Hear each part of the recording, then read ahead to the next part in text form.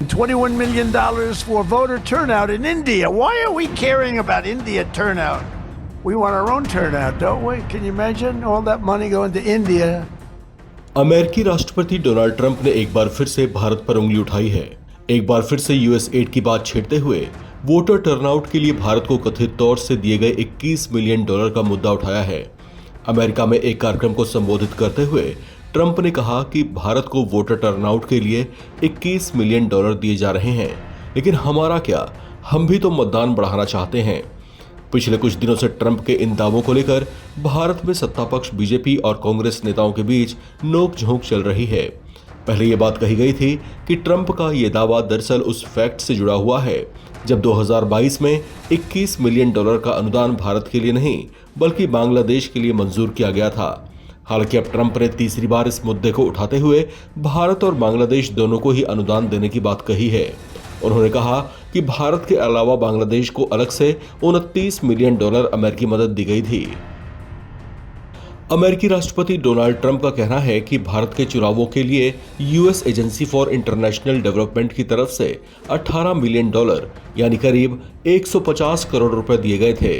Trump ने कहा कि भारत को अमेरिका की ओर से ये राशि देने की कोई जरूरत नहीं थी, बल्कि अमेरिका को अपने चुनावों के लिए पेपर बैलेट का इस्तेमाल करना चाहिए और इसमें भारत से मदद भी लेनी चाहिए। इस विवाद पर और ट्रंप के ऐसे दावों पर भारत की ओर से भी बेहद कड़ी प्रतिक्रिया आई है।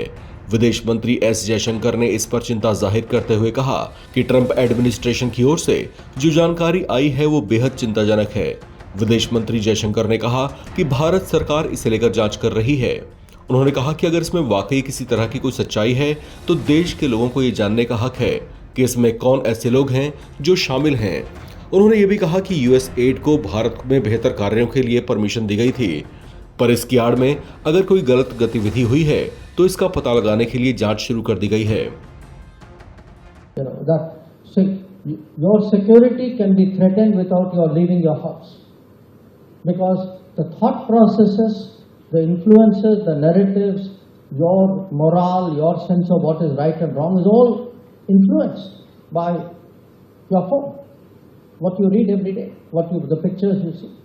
So coming back to your question, look, I think some information has been put out there by the Trump administration people, and obviously that is concerning. It would suggest that there are activities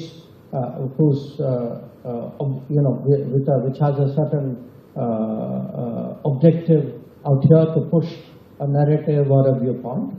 I think as a government we are looking into it because such organizations have an obligation to report, and my sense is the facts will come out.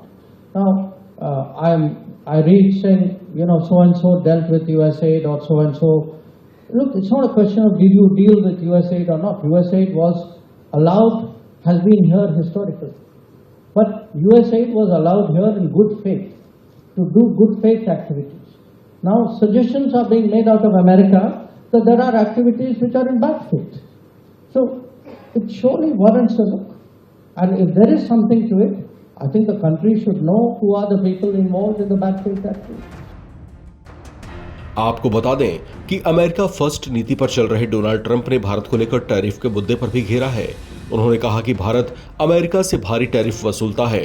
उन्होंने भारत को दुनिया में सबसे ज्यादा tariff वसूलने वाले देशों में से एक बताया। उन्होंने कहा कि अमेरिका जब कुछ बेचना चाहता है तो भारत 200% तक टैरिफ थोपता है, और इसके बावजूद अमेरिका की ओर से उसके चुनावों के लिए यहां से अनुदान भेजा गया, जो ठीक नहीं है। हालांकि अमेरिका की ओर से अब तक इन दावों के संबंध में कोई प्रमाण पेश नहीं किया गया है। इस खबर में फिलहाल इतना ही। बाकी अपडेट्स के लिए आप बने रहें एनबीटी ऑनलाइन के साथ।